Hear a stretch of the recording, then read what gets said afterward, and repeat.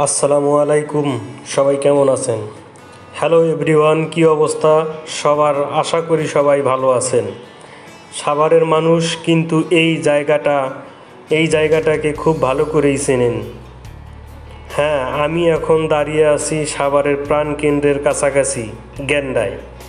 আজ আমরা এখান থেকে যাব সাভারের অন্যতম সুন্দর এবং শান্ত একটা আবাসিক এলাকা ব্যাংকটাউনে। ঘোরাঘুরি তো অনেক হলো, একটু রিফ্রেশমেন্টের পালা।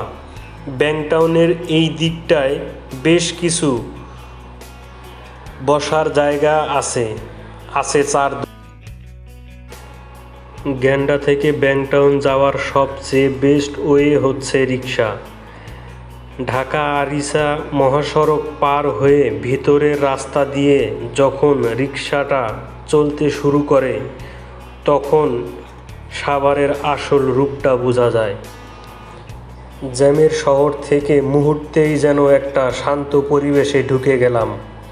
বাতাসটাও কিন্তু এখানে বেশ ফ্রেশ। ফাইনালি আমরা চলে আসলাম ব্যাংকটাউনে।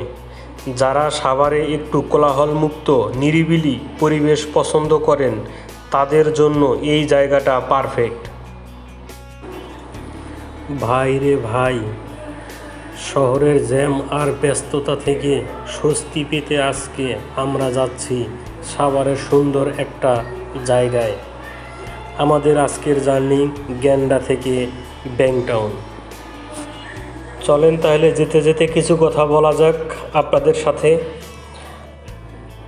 আমরা আছি ঢাকা আরিচা হাইওয়ে ধরে। এই ছোট্ট পথটুকু পার হতেই চোখের সামনে চলে আসে চারপাশের চেনা সুন্দর দৃশ্যগুলো। মাত্র 10-15 মিনিটেই এই পথটুকু কিন্তু বেশ উপভোগ করা যায়। আর এই তো আমরা চলে এলাম ব্যাংকটাউনে। সাভারের এই এলাকাটা কিন্তু বেশ শান্ত আর ছিমছাম। এখানকার গাছপালার সুন্দর পরিবেশ নিমিষেই মন ভালো করে দেয়। কাছাকাছি কোথাও একটু শান্তিতে সময় কাটাতে চাইলে বিকেলবেলা এখানে চলে আসতেই পারেন।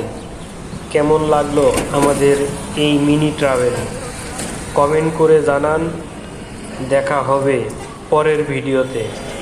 টাটা।